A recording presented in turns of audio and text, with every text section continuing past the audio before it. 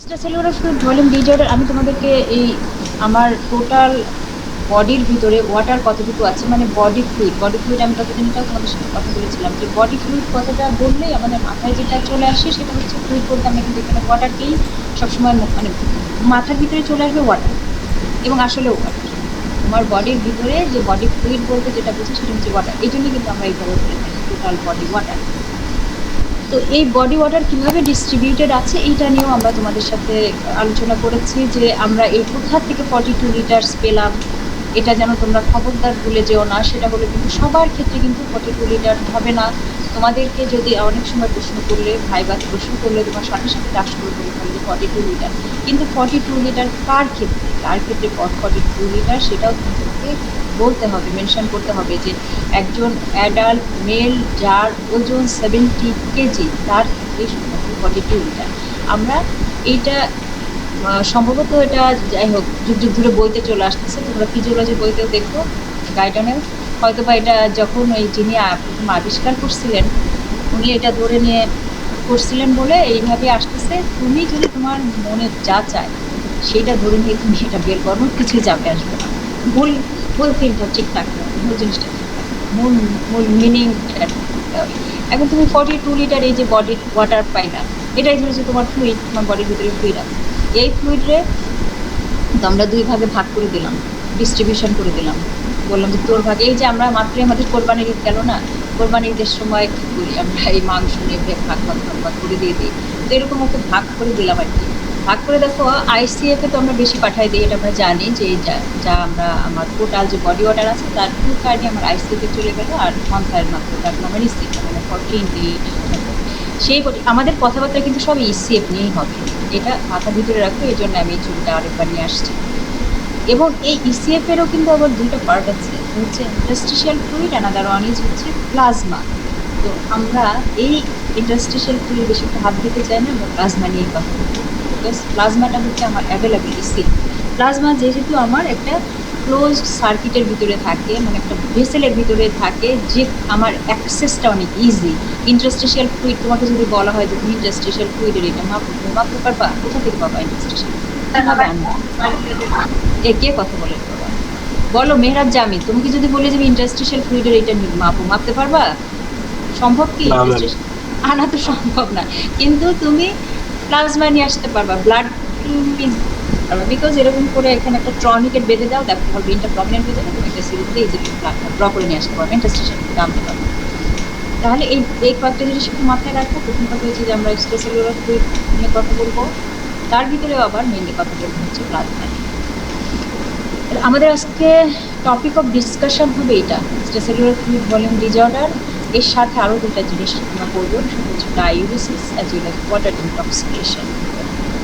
দেখো আমাদের learning objectives, অনেকগুলো লার্নিং অবজেক্টিভস, তার ভিতরে আমাদের এই যে ভলিউম ডিজঅর্ডারের ক্লাসিফিকেশান, এটা তোমাদের জন্য খুবই ইম্পর্টেন্ট দুই ক্ষেত্রে, রিটেন আর ভাইবা। তোমাদের রিটেনে তোমরা দু একটা কোয়েশ্চেন যদি ঘেটে থাকো তাহলে তোমরা ইজিলি দেখতে পাবা যে এই ভলিউম ডিজঅর্ডারের তোমার ক্লাসিফিকেশান আসে রিটেনে অ্যাজ ওয়েল অ্যাজ ভাইবাতে তো সবসময় ধরাই হচ্ছে।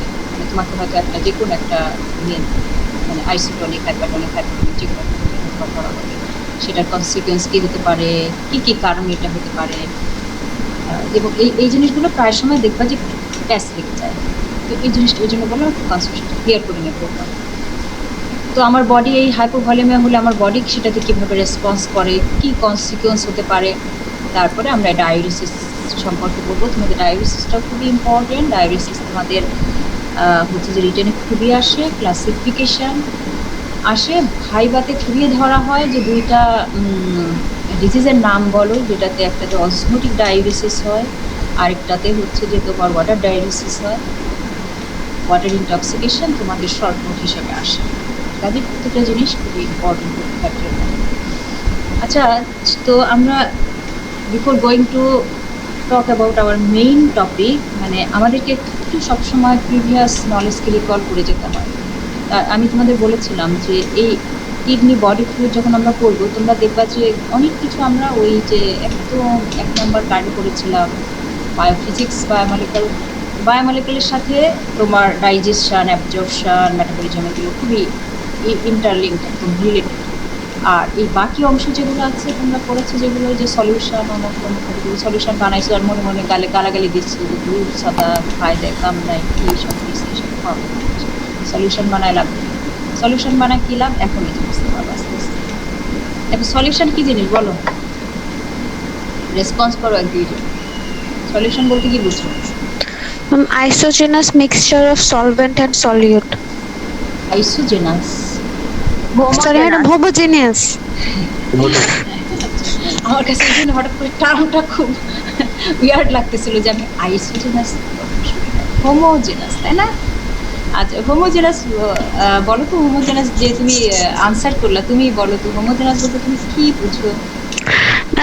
সলভেন্ট আর সলিউটটাকে আলাদা করা যাবে না, একসাথে এমন করে মেশানো থাকবে। বুঝতে পেরেছি। আচ্ছা দেখো, এই প্রথমে কি ছিল ওই জিনিসটা খেয়াল করে দেখো, এটা কি ছিল, এইটা কি জিনিস? তাহলে একটা সলিউশন বানাতে গেলে তোমার কি কি লাগবে? Solute and solvent. সলিউট লাগবে আর সলভেন্ট লাগবে। যখন আমরা এখন সলিউট, এই দুইটা কিন্তু দেখো আলাদা আলাদা চেহারা ছিল, তাই না? একটা লিকুইড ছিল, একটা সলিড ছিল। এটারে যখন তুমি একটা সলিউশন বানাই ফেললা, তখন এটা কি হয়ে গেল? এটা কি দুইটাকে কি আর আলাদা করতে পারতেছো? হোমোজেনাস হয়ে, তাই না? এই সলিউশন যখন হয়ে যায় তখন এটা হোমোজেনাস হয়ে যায়, হয়ে এক ফেজে চলে আসে। হোমোজেনাস মানে যে কোনো একটা ফেজে, এটা ইভেন সলিড ফেজেও থাকতে পারতো, মানে যে কোনো একটা ফেজে থাকবে। তো এখানে সাধারণত আমার সলভেন্টের পরিমাণ বেশি থাকে বলেই আমরা কি পাই, এটা সলিউশনটা এখানে পাচ্ছি আমরা কি ফর্মে, লিকুইড ফর্মে, তাই না? যখনই আমরা কোনো একটা সলভেন্টের কথা মনে মনে ভাবি, তখন আমাদের মনের ভিতরে কি চলে আসে বলতো? মনে করো সলভেন্ট, ওয়াটার, তাই না? ওয়াটার চলে আসবে, সলভেন্ট মানেই হচ্ছে ওয়াটার। এটা সবসময় মনে রেখো। আর আরেকটা জিনিস তোমাদের বলতে চাই, ইউনিভার্সাল সলভেন্ট, ওয়াটারটাকে আমি সবসময় বলে থাকি ইউনিভার্সাল সলভেন্ট। আর এই যে সলিউশন বলো, যাই বলো তাই বলো, তোমার মাথার ভিতরে সবসময় একটা চিন্তা রাখতে হবে, সেটা হচ্ছে you are dealing with human being. তুমি মানুষকে নিয়ে কাজ করতেছো, ওই জন্য মানুষের বডির ভিতরের কথা চিন্তা করবা। তাহলে তোমার বডির ভিতরে সলিউট হিসেবে কি শুধু কি আছে? শুধু লবণ আছে নাকি আরো কোনো কিছু আছে? তোমার কি মনে হয়? আচ্ছা, এই যে তুমি তোমার এখন এই সলিউশনটাকে তোমার বডির ভিতরের সলিউশনের কথা ভাবতে হবে। বাইরে সলিউশন তুমি বানাইছো, তাই না? সলিউশন বানাইছো তোমরা, নাকি তোমরা কোনো প্র্যাকটিক্যালি করতে পারো না? তার আগে সব করেছো না? সলিউশন বানাইছিলা? কিভাবে ইয়েস ম্যাম।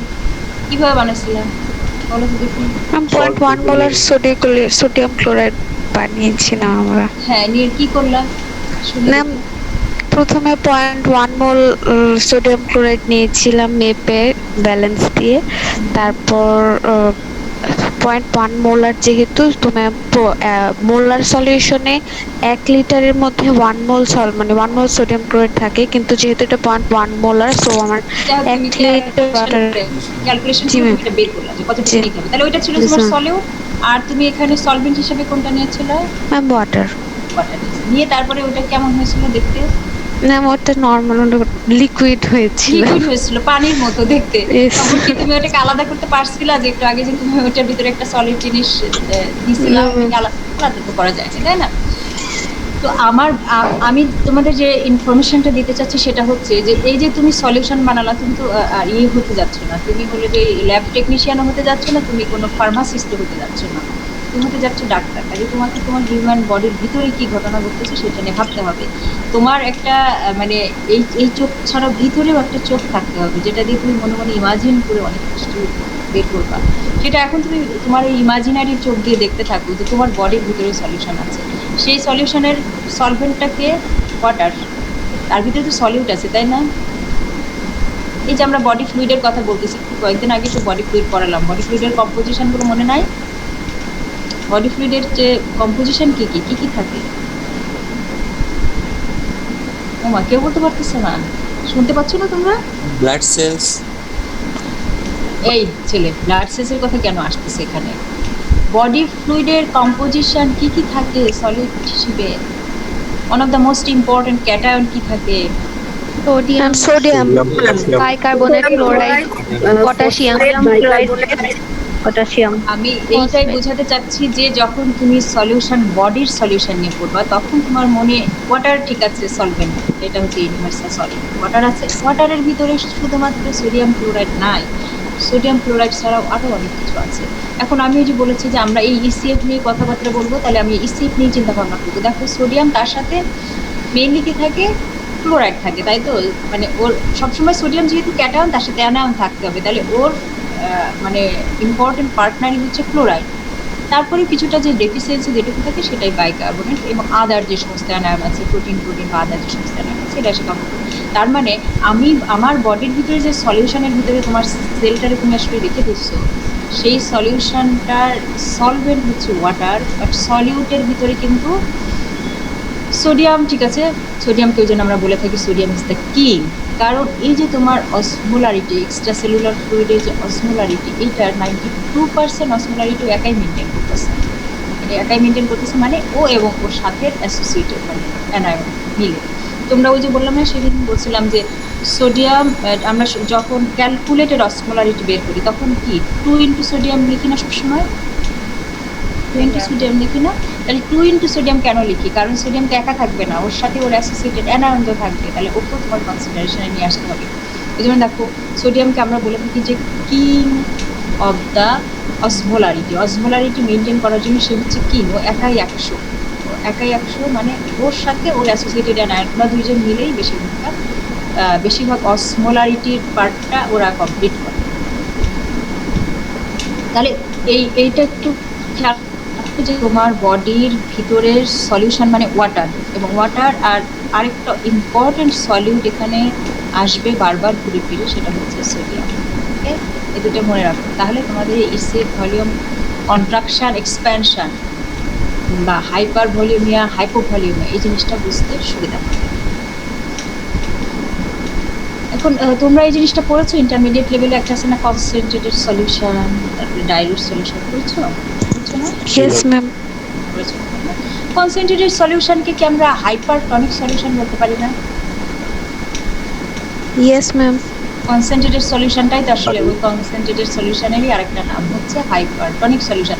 তার মানে কি এখানে যদি তোমার এই যে এই বিকারটা দেখো, এই বিকারের ভিতরে কি দেখলেই বোঝা যায় যে এখানে পানি মানে সলভেন্টের পরিমাণ কম আছে আর সলিউটের পরিমাণ অনেক বেশি আছে, তাহলে এটা কনসেন্ট্রেটেড সলিউশনে না ব্যবহার করার ঠিক আছে, it is a hypertonic solution.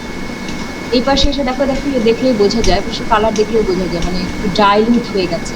এখানে পানির পরিমাণ অনেক বেশি মানে সলভেন্টের পরিমাণ অনেক বেশি, সলিউটের পরিমাণ অনেক কম। এই যে ছোটো ছোটো এগুলো দিয়ে তোমার বোঝানো হয়েছে, এই যে যেগুলো হচ্ছে সলিড হচ্ছে যে নীল কালারের বড় বড়গুলো, যে পিঙ্ক কালারের, এখানে দেখতে তুমি বুঝবা যে এখানে এই পিঙ্ক মানে সলভেন্ট পার্টিকেল অনেক বেশি, আর এইখানে উল্টা সলিউটটা বেশি। তাহলে এটাকে আমরা হাইপারটনিক বলতে পারি না? হাইপারটনিক বা হাইপার অসমোটিক, আর এটাকে বলতে পারি আমরা হাইপোটনিক। আচ্ছা, তোমরা হয়তো মনে মনে ভাবতেছো ম্যাডাম আপনি ভলিউম ডিজঅর্ডার পড়াতে যেগুলো কি বলতেছেন, এই বেসিক জিনিসগুলো আগে মাথায় নাও, তাহলে ওইগুলো বুঝতে অনেক সুবিধা হবে। এই বেসিক জিনিসটা তোমরা বুঝো না বলেই যে তোমরা ভলিউম ডিজঅর্ডারটা বুঝতে পারো না। এবার চলে আসো, দেখো এই বিকারটার দিকে খেয়াল করে দেখো তো, এখানে যে 80% আছে ওয়াটার, 20% সলিউট, তাহলে এই সলিউশনটা কি ধরনের সলিউশন? হাইপারটনিক না হাইপোটনিক? সেলের বাইরে হাইপোটনিক। হাইপোটনিক। হাইপোটনিক সলিউশন, তাই না? তাহলে যখনই এখানে সলিউটের পরিমাণ কম থাকবে, ওয়াটারের পরিমাণ মানে এটাতে হ্যাঁ সলভেন্টের পরিমাণ বেশি থাকবে, সেটাকে আমরা বলবো হাইপোটনিক সলিউশন। তাহলে এইটার ভিতরে যখন তুমি একটা সেলকে দিবা তখন কি ইফেক্ট হবে বলো তো? এইটার ভিতরে হবে 60% ওয়াটার, 40% সলিউট, তার মানে কি এটার তুলনায় এটা কি ওয়াটার ঢুকে যাবে। ওয়াটার, তাই তো?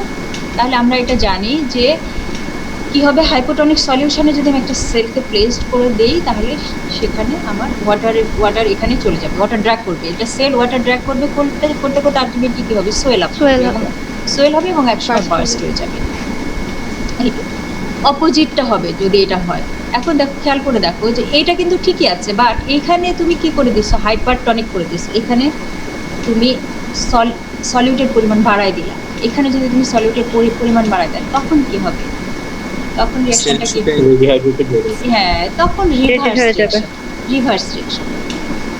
এই জিনিসটা একটু বুঝে নাও। আমি একটু অসমোসিস এবং অসমোটিক প্রেশার এগুলো সম্পর্কেও একটু তোমাদেরকে আইডিয়া আরেকবার দিতে চাচ্ছি, বিকজ না হলে তোমরা এটা বুঝবে না। দেখো আমি এখানে দুইটা জিনিস দেখছি, একটা 1 একটা 2।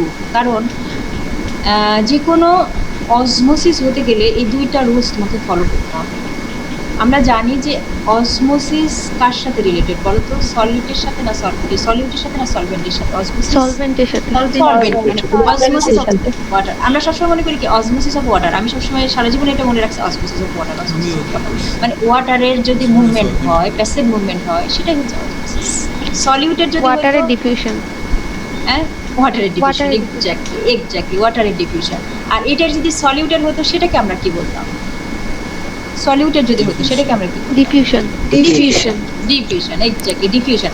আমি এই জায়গাটা প্যাসিভ ডিফিউশন ওয়াটার লিখতে যে প্যাসিভ ট্রান্সপোর্ট লিখেছি এই কারণেই যে যখন সলিউটের ক্ষেত্রে যখন প্যাসিভ ট্রান্সপোর্ট হয় সেটাকে আমরা বলে থাকি সিম্পল ডিফিউশন, তাই না? Simple diffusion without any career ছাড়া যেটা হয় সেটা হচ্ছে সিম্পল ডিফিউশন। আর যদি ক্যারিয়ার নিয়ে হয় তাহলে সেটা ফ্যাসিলিটেটেড ডিফিউশন। খেয়াল করে দেখো যে প্যাসিভ ট্রান্সপোর্ট অফ ওয়াটার, কিন্তু এইটা হতে গেলে কি লাগবে? দুইটা শর্ত যে বললাম, নাম্বার 1 নাম্বার 2 দুইটা শর্ত থাকতে হবে। একটা হচ্ছে যে একটা সেমি পারমিয়েবল মেমব্রেন থাকতে হবে সেখানে, নাম্বার 1। নাম্বার 2 হচ্ছে যে ওই সেমি পারমিয়েবল মেমব্রেনটা শুধুমাত্র ওয়াটারের জন্য পারমিয়েবল হবে, বাট সলিউটের জন্য পারমিয়েবল হবে না। ওকে, বুঝে গেছে? এই ছবিটা দেখো, এই যে দেখো এইখানে সল্ট আছে, এই পাশেও সল্ট আছে, ওয়াটার আছে, বাট কনসেন্ট্রেশন বেশি কোথায়? কনসেন্ট্রেশন বেশি, তুমি একটু রেসপন্স করো। রাইট হ্যান্ডের সাইডে কনসেন্ট্রেশন বেশি, কিন্তু রাইট হ্যান্ডের সাইডে এটা কনসেন্ট্রেশন বেশি হলে কি এ তো ডিফিউশন করে এই পাশে একটা সেমি পারমিয়েবল মেমব্রেন আছে, তো ডিফিউশন করে এই পাশে চলে আসতো।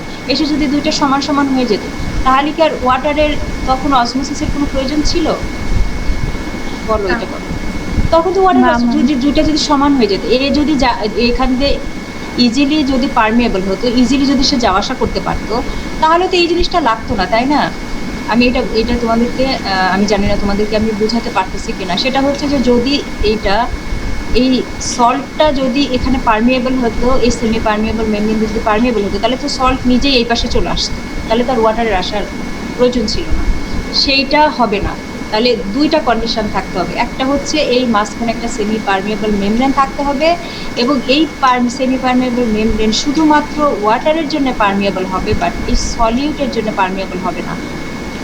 তখনই শুধুমাত্র কিন্তু ওয়াটারের অসমোসিস হবে। মনে থাকবে এই জিনিসটা? Yes ma'am. Yes, ma'am. চলো দেখা যাক। এই যে বাইরে সোডিয়াম অনেক বেশি, তাহলে কি হচ্ছে? বাইরে এই দেখো ওয়াটার ভিতরে, তখন এখানে হয়তো সোডিয়ামের কনসেন্ট্রেশন বেশি rather than inside the cell, তাহলে তখন অটোমেটিক্যালি ওয়াটার বের হয়ে চলে আসতেছে। এই যে একটা সেমি পারমিয়েবল মেমব্রেন থাকতে হবে, তো সোডিয়াম তো ভিতরে ঢুকে যেতে পারতো, কিন্তু সোডিয়াম ঢুকতে পারবে না। ও ঢুকতে পারে না বলেই তখন ওয়াটারকে প্র্যাকটিক্যালি নিচে আসে। এটাই হচ্ছে অসমোসিস। তাহলে এটা হলো অসমোসিস। তাহলে অসমোটিক প্রেশার কি? অসমোটিক প্রেশার হচ্ছে যে এমন একটা প্রেশার যেটা তোমার লাগবে এই অসমোসিসটাকে স্টপ করে দিতে। অসমোসিসটাকে স্টপ করে দিতে খেয়াল করে দেখো যে এই ওয়াটার তো এটা তো এরকম না যে চলতেই থাকবে যুগ যুগ যুগ যুগ ধরে, এই করোনার মতো যুগ যুগ ধরে চলতেই থাকবে, এই ব্যাপারটা তো সেরকম না। ওকে, তো it has to B stop সামহার, কোথাও না কোথাও যেটা তাকে থামতে হবে। সেই থামাটা কোথায়? থামাটা হচ্ছে ওখানেই যে প্রেশারে গেলে, এমন একটা প্রেশার যে প্রেশারে গেলে ওই অসমোসিসটা তখন স্টপ হয়ে যাবে। তো আমরা এই অসমোলারিটি সাধারণত কীভাবে এক্সপ্রেস করি এইভাবে, N/V, মানে total number of particle volume of ওয়াটারে, মানে একটা নির্দিষ্ট ভলিউম অফ ওয়াটারে কতটুকু পার্টিকেল আছে, মানে কত অসমোল পার্টিকেল আছে, আমরা তো অসমোল এইভাবে মেজার করে থাকি। তো সেটা আমরা দেখলাম যে আমাদের প্লাজমার অসমোলারিটি, ওই যে তোমরা বলেছি যে আমরা অসমোমিটার দিয়ে যেটা করি সেটা হচ্ছে আমাদের মেজার্ড অসমোলারিটি, আর যেটা আমরা ক্যালকুলেশন করে বের করি সেটা হচ্ছে ক্যালকুলেটেড অসমোলারিটি। তো তুমি ক্যালকুলেটেড অসমোলারিটি করতে যেই দেখো যে 2 × সোডিয়াম করলেই কিন্তু 280 হয়ে যায়। তো শুধু তো সোডিয়াম থাকে না, সোডিয়াম আর ক্লোরাইড বা sodium and it's associated anion এটা থাকে না, তার সাথে আরও জিনিস থাকে। এই জন্য আমরা একটা রেঞ্জ ধরে নিয়েছি যে 280 to 300 মিলিঅসমোল পার লিটার হচ্ছে আমার plasma osmolarity. What does it mean? এটা কি মিন করে বলো তো? এটাতে কি বুঝবো? এই যে আমার অসমোলারিটি, প্লাজমার অসমোলারিটি বা ইন্টারস্টিশিয়াল ফ্লুইডের অসমোলারিটি বা আইসিএফ এর অসমোলারিটি হচ্ছে 280 to 300 milliosmole per litre. What does it mean? কি বোঝায়? তোমরা উত্তর দাও। এটা ক্লাস হয়ে গেছে একবার। ম্যাম 1 লিটার প্লাজমার মধ্যে হলো 280 to 300 মিলিঅসমোলস অসমোটিক্যালি অ্যাক্টিভ সলিউটস আছে। অ্যাক্টিভ সলিউট আছে, তার মানে এই যে এই এতগুলো নাম্বার অফ সলিউট, এগুলো হচ্ছে all these are number of solute. এতগুলো সলিউট আছে পার লিটার অফ প্লাজমাতে বা পার লিটার অফ ওয়াটারে, ঠিক আছে? এটাই আমি অসমোলারিটি বলতাম যদি পার কেজিতে বলতাম, তাই না?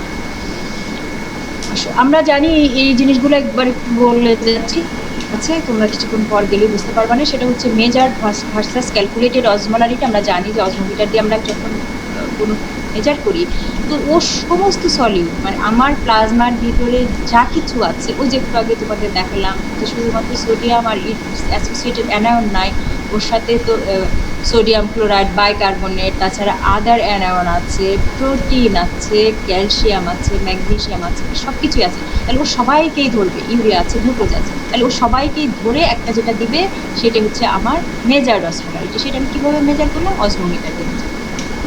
ও কিন্তু কাউকে বাদ দিবে না। আর আমি যখন এই কারণেই দেখো ক্যালকুলেটেড অসমোলারিটি এবং মেজার্ড অসমোলারিটি এই দুইটার মাঝে সমান গ্যাপ থাকে, যেটাকে আমরা বলে থাকি কি অসমোলার গ্যাপ।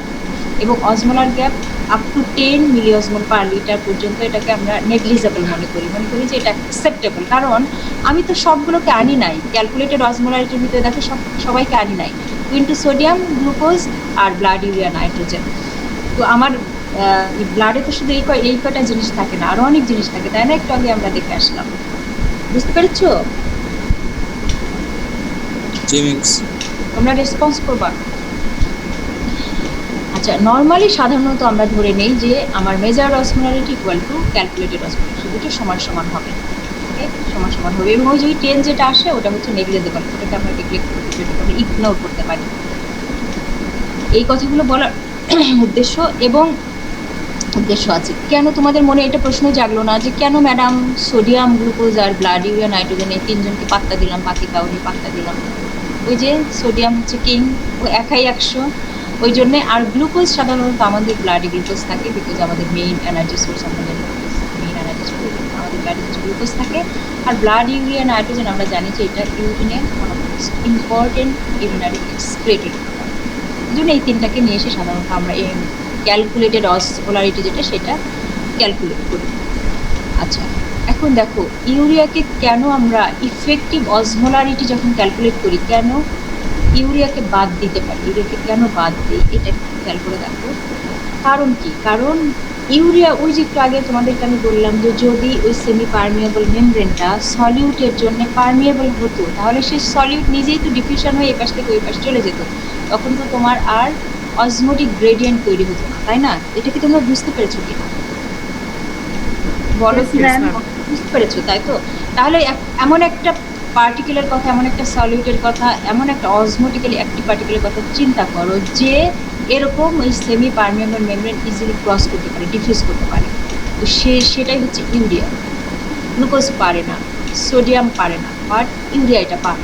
তো ইউরিয়া যদি এই আইসিএফ থেকে ইসিএফ, ইসিএফ থেকে আইসিএফে ইজিলি যাওয়া আসা করতে পারে, ওর যদি কোনো দরজা নাই লাগে, যে কোনো মানে ফাঁক দিয়ে ও ঢুকে যেতে পারে, বের হয়ে আসতে পারে, তাহলে ঘড়িটা ভূতের মধ্যে। আমরা দেখি না সিনেমাতে ভূত, যে ঘরের দরজা মধ্যে আটকানো, থেকে একটা ভূত চলে আসলো, জাম্প স্কেয়ার যেগুলো আমাদেরকে ভয় দেখানোর জন্য এগুলো করে, দেখছো না? তোমরা ভূতের মুভি দেখো না? আচ্ছা, বাই দ্য ওয়ে, তোমরা ওই বুলবুল মুভিটা দেখেছো? বুলবুল দেখি। Yes ma'am. আল্লাহ চাচ্ছি না আমার কাছে, এবং আমার কাছে মনে হচ্ছে যে দিস ইজ দ্য ফ্যাক্ট। তোমরা আসলে জানো না সমাজের এটা কিন্তু একটা চিত্র। আমি জানি না এখন এই অবস্থা আছে কিনা। তোমরা তো এইসব রবীন্দ্রনাথ, তারপরে যে আগেকার আমলের শরৎচন্দ্র, চন্দ্রচন্দ্র এইসব বই তো তুমি মনে করো না, তাই না? ম্যাম পড়ি। হ্যাঁ ম্যাম পড়ছি। জি ম্যাম পড়ছি। আগেকার রাইটারদের বইগুলো পড়ে দেখো, মানে দিস ইজ দ্য ফ্যাক্ট। মানে এখন তো আমরা মহিলারা অনেক স্বাধীন হয়েছি, এটা মানে আল্লাহর কাছে হাজার শুকর যে আমরা মানে এই স্বাধীনতাটুকু আমরা এখন ভোগ করতে পারতেছি বা ভালো আছি আমরা। কিন্তু আসলে এটা মেয়েদের এই অবস্থা ছিল, সাপনে টাইপ বা কোথাও কোথাও হয়তো বা এখনো আছে, আমরা জানি না, আমাদের চোখের আড়ালে আছে হয়তো বা এরকম ঘটনা। তো দেখো, কোয়েশ্চেন ছিল একটা, শিওর বলো। ম্যাম ইউরিয়া কেন ডিফিউজ করতে পারে ইজিলি? মানে আমি ইউরিয়ার সাইজের কারণে বা এরকম মানে ইউরিয়া কেন ম্যাডাম কোনো গেট লাগে না ডিফিউজ করার জন্য ইসিএফ আর আইসিএফ এ? ও আচ্ছা, আমাদের ইয়েতে তোমরা দেখবা যে বডিতে অনেকগুলো সাবস্ট্যান্স আছে যারা আমাদের এই যে লিপিড বাইলিয়ার ক্রস করতে পারে। লিপিড বাইলিয়ার ক্রস করতে পারে এরকম দুটো সাবস্ট্যান্সের নাম বলো তো পারবা? কার্বন ডাইঅক্সাইড, যেমন oxygen, carbon dioxide, carbon dioxide, urea. সেরকম ইউরিয়াও একটা সাবস্ট্যান্স যেটা তার এরকম কোনো গেট লাগে না। আমাদের সাধারণত কাদের এই ধরনের গেট লাগে? যারা হচ্ছে যে এরকম ইলেকট্রোলাইট মানে চার্জড পার্টিকেল, যেমন লিপিড ইনসলিবল চার্জ আর হ্যাঁ চার্জ সাইজে বড়। সাইজে বড়। তো তুমি চিন্তা করে দেখো, এই যে সোডিয়াম ক্লোরাইড বা বাইকার্বনেট অন্যান্য কেউই এরকম যেতে পারবে না ইচ্ছা মতো, বিকজ ওটা চার্জ পার্টিকেল। আর গ্লুকোজও যেতে পারবে না, গ্লুকোজ যেতে পারবে না বিকজ গ্লুকোজ হচ্ছে ওয়াটার সাইকেল একটা সাবস্ট্যান্স প্লাস বড়, সেই জন্য সে যেতে পারবে না। ওই জন্য তার কিন্তু ট্রান্সপোর্টার লাগে। On the other hand urea লাগে। ইউরিয়া হচ্ছে একটা নন চার্জ পার্টিকেল, ও ইজিলি যাওয়া আসে। Dipole moment zero. বুঝতে পেরেছো? Yes ma'am. তাহলে ইউরিয়া যেহেতু ইজিলি ডিফিউজ করতে পারে, এখান থেকে ওইখানে যেতে পারে, ওই জন্যে ও আসলে ইফেক্টিভ অসমোলারিটি ক্রিয়েট করার মতো অসমোল না। এই জন্য তুমি যখন ক্যালকুলেটেড অসমোলারিটি নিবা বা যখন তুমি মেজার্ড অসমোলারিটি নিবা, তখন সে একটা ইম্পর্টেন্ট ফ্যাক্টর হতে পারে। বাট ওয়াটারের অসমোসিসের জন্য এটাকে আমরা ঠিক ইফেক্টিভ বলবো না, এটাকে আমরা বলে থাকি ইনইফেক্টিভ। দেখো, এটা কোনো অসমোটিক গ্রেডিয়েন্ট তৈরি করতে পারবে না, বিকজ ও তো ইজিলি চলে যেতে পারবে এক জায়গা থেকে আরেক জায়গায়, এক জায়গায় চলে যেতে পারে, তাই তো অসমোটিক গ্রেডিয়েন্ট হবে না। কনসেন্ট্রেশন এক জায়গায় হাই হলেই না তখন ওয়াটারের অসমোসিস হবে, সেই কনসেন্ট্রেশনটা হাই হতেই দিচ্ছে না। ও তো যখন দেখতে চায় ওর কনসেন্ট্রেশন ওখানে বেশি, সে নিজে এখানে কম সেখানে চলে যাচ্ছে। যদিও সে একটা অসমোল, কিন্তু এটাকে আমরা বলে থাকি ইনইফেক্টিভ অসমোল। ওকে, আর ওই যে একটু আগে আমি বলে আসলাম যে অসমোসিস হওয়ার জন্যে তোমার ওই মেমব্রেনটা শুধুমাত্র পারমেবল হতে হবে কার জন্য? ওয়াটারের জন্য। আদার সলিউটের জন্য পারমেবল হলে কিন্তু অসমোসিস হবে। ওকে, সেই জন্য যদি তুমি ইফেক্টিভ অসমোলারিটি বের করতে চাও তাহলে 2 সোডিয়াম প্লাস গ্লুকোজ হলেই এনাফ। এই কথাগুলো বলার উদ্দেশ্য কী ছিল? উদ্দেশ্য ছিল এই জন্যেই যে আমরা অনেক সময় অসমোলারিটি এবং টনিসিটি এই দুটো জিনিস নিয়ে কনফিউজ করে দিই। বুঝতে পেরেছো? এতগুলো কথা কেন বলে আসলাম? এই অসমোলারিটি এবং টনিসিটির ডিফারেন্সটা বোঝানোর জন্য। টনিসিটি শুধুমাত্র তারাই ক্রিয়েট করতে পারবে যারা এই ধরনের ইফেক্টিভ অসমোল। বুঝাইতে পারছি তোমাদেরকে? Yes ma'am. টনিসিটি ইজ মানে টনিসিটি তৈরি করতে গেলে আমার ইফেক্টিভ অসমোলগুলোকে লাগবে। আর অসমোলারিটি তৈরি করার জন্যে ও ইফেক্টিভ হোক ইনইফেক্টিভ হোক যা ইচ্ছা তাই হোক, ও শুধু সলিউট, একটা সলিউট ওই সলিউশনের ভিতরে থাকলেই সেইটাকে আমরা কাউন্টে নিয়ে আসবো এবং সেইটা একটা পার্টিকেল হিসেবে কাউন্ট করব। আর আমরা তো জানি অসমোলারিটি মানে কি? Particle divided by specific volume of water, তাই তো? আমার স্পেসিফিক ভলিউম অফ ওয়াটারে কতগুলো পার্টিকেল আছে আমি সেইটা কিন্তু কাউন্ট করবো অসমোলারিটি যখন কাউন্ট করবো। এই জিনিসটা একটু ভালো করে বুঝে নাও। যখন আমি অসমোলারিটি কাউন্ট করবো তখন দেখবো যে আমার এই এতটুকু ভলিউমের ভিতরে কতগুলো সলিউট আছে, সেটাই আমার অসমোলারিটি। কিন্তু আমি টনিসিটি কাউন্ট করব এইটা দিয়ে যে আমার ওই সলিউটটা কি ইফেক্টিভ অসমোল না নন ইফেক্টিভ অসমোল। সে যদি এইটা ক্রস করে এই পাশ থেকে ওই পাশে চলে যেতে পারে তাহলে তো আর সে ওয়াটার অসমোসিস করাবে না, এই জন্য সে তখন ইনইফেক্টিভ অসমোল যাবে। তো আমরা কিন্তু এই মানে এই জিনিসগুলো তোমাদেরকে জাস্ট একটু আমি আইডিয়া দিয়ে রাখলাম। অনেকে এই টনিসিটি এবং অসমোলারিটি নিয়ে অনেক সময় প্রশ্ন করে, আমি তোমাদেরকে আইডিয়া দিয়ে রাখলাম। এরপরে তুমি যে আর ওইটা নিয়ে পড়ালেখা করতে পারো। এখন তোমার আমি জাস্ট একটা কি বলা যায় যে ফুড ফর সার্চিং সামথিং, একটা ফুড তোমাকে আমি একটু দিয়ে রাখলাম সামান্য কিছু। এখন বাকিটা তুমি মাঝে মাঝে দেখো না আমাদেরকে ওই যে দু একটা ইয়েতে যে দেখবা, বিশেষ করে যখন তুমি স্টাডি করবা দেখবা যে অনেকগুলো আর্টিকেল আছে, যে আর্টিকেলের শুধু ইয়ে দেওয়া থাকবে, অ্যাবস্ট্রাক্ট দেওয়া থাকবে, ফুল দেওয়া থাকবে না। ফুল দিতে গেলে কি লাগবে? তোমার টাকা লাগবে। তো তোমাকে আমি এই জিনিসটা দিয়ে একটু স্টিমুলেট করে রাখলাম, তোমার ব্রেনকে একটু স্টিমুলেট করে রাখলাম। বাকিটা তুমি নিজেই একটু পড়ো করে আরও কিছু কোশ্চেন নিয়ে আসো।